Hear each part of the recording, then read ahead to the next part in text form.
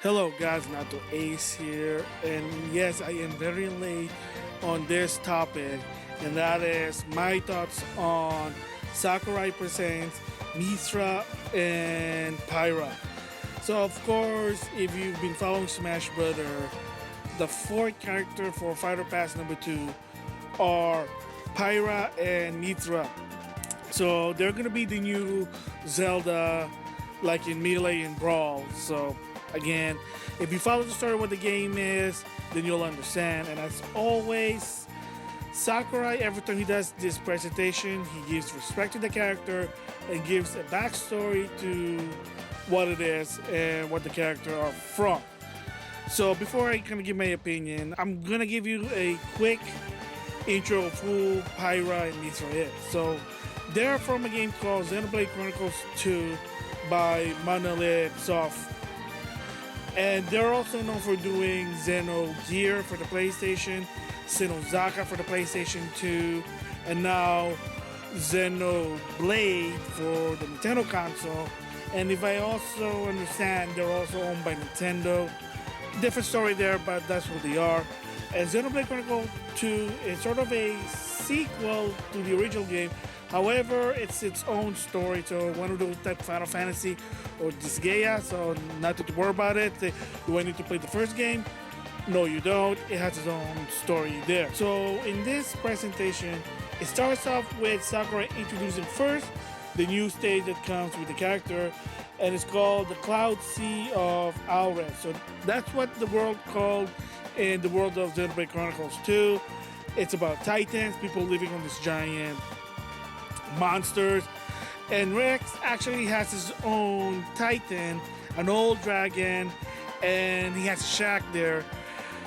Yeah, I know, but it is what it is. That's what, the game's all about, so that's what the stage is. And some Easter egg that comes in is that you'll see the other titan that are in the game. So the question is, what is the hazard for this one? Not so much, besides getting distracted by the other titans. The other one is that his titan, like he calls it grass, but I forget what the name of the dragon is. He'll turn his head once in a while, so it's kind of like changing the platform there. But again, not so much hazard there. And then of course, other Easter egg comes is the other cast from Xenoblade Chronicles 2 makes an appearance in the background, just to say, oh, they're there as a cameo. They kind of did that with the King of Fighter Arena with Terry stage, or Memento with Joker stage. You see once in a while the different character from their respective game. So there's no difference here. And then they also show what it looks like for Final Destination or Omega stage, Battlefield stage. And yeah, it's just like a jet rocket in his shack. But again, it is what it is. It's giving people option about it. So that is what the stage is. So for the character themselves, like I said, they are Mythra and Pyra, their transformation character, and all the moves that showed in the presentation are based on the JRPG. So it's kind of a little tricky converting it from a JRPG to a fighting game. I mean, heck, if you could do it Sephiroth from Final Fantasy VII to Dissidia to Super Smash Brother Ultimate, so why not with Pyra and Mythra? So they showed some move, some long-range sword attack, some projectile, and of course their special beatdown is transformation. And a bit of a Easter egg and tip there is that when you do the transformation, you can actually have like a 3-second invincibility. So again, if you're one of those competitive players, then you're gonna get an idea of what it is there. So I think that was kind of cool about that one there. So and then another tidbit that they showed that kind of made me interested is, how come Rex is not in the game? Well, originally, according to Sakurai, he did want to put Rex with Mythra. However, because due to the limitation of the hardware, they just said, we can't do it. They said, wait a minute, what about Ice Climber? Well, both of them are like twins and they look the same, so it's kind of easy. But with the case with Rex and Pyra, Mythra, well, it's going to be a little tricky. So, I mean, they just said, well, the best thing he could do was, when you do a Smash finale, That's when Rex comes in, and yeah, the Smash finale is one of their like super move again based on the game. Sakurai kind of showed the reference. Again, like we said, it is always awesome how Sakurai show respect to the character in the game and putting it in Smash Brother there.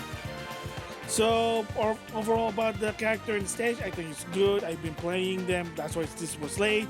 It is fun playing them. They are kind of two different. They're like yin and yang.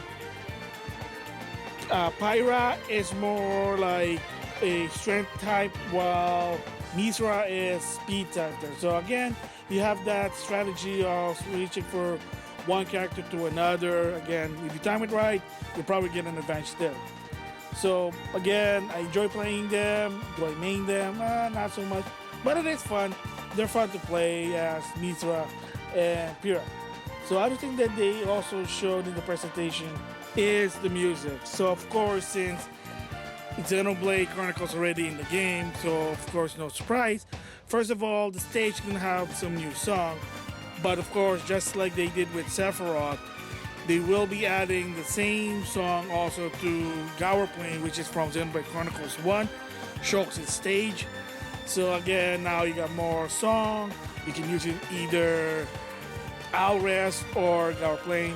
Pretty awesome there. And another pretty interesting about it is the spirit of the show, because there's surprisingly, according to Sakurai, some of the spirit there, yeah, there's from the game, but there is actually particular one spirit that is actually never been seen before, and it's actually exclusive to Super Smash Bros. Ultimate because, well, for me, I have not reached that far. So, but apparently there's a character that's never been seen. So they had to sort of design this character. I'm not gonna say what it is or who it is because again, I'm not like there yet on the game itself. But for people who play Xenoblade Chronicles 2, you're probably gonna get it who it is there. So again, sort of interesting there. And also that the Rex spirit now actually has a level 2. Again, it's supposed to be his ultimate form again.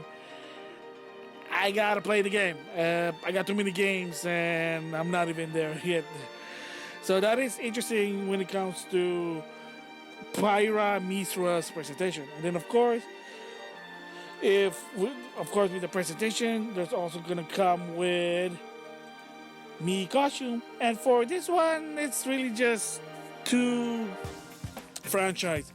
Monster Hunter, which is no surprise from Wii U and 3DS, and also they added a feline hat, is that cat psychic, as well as Arthur from Ghost and Goblin.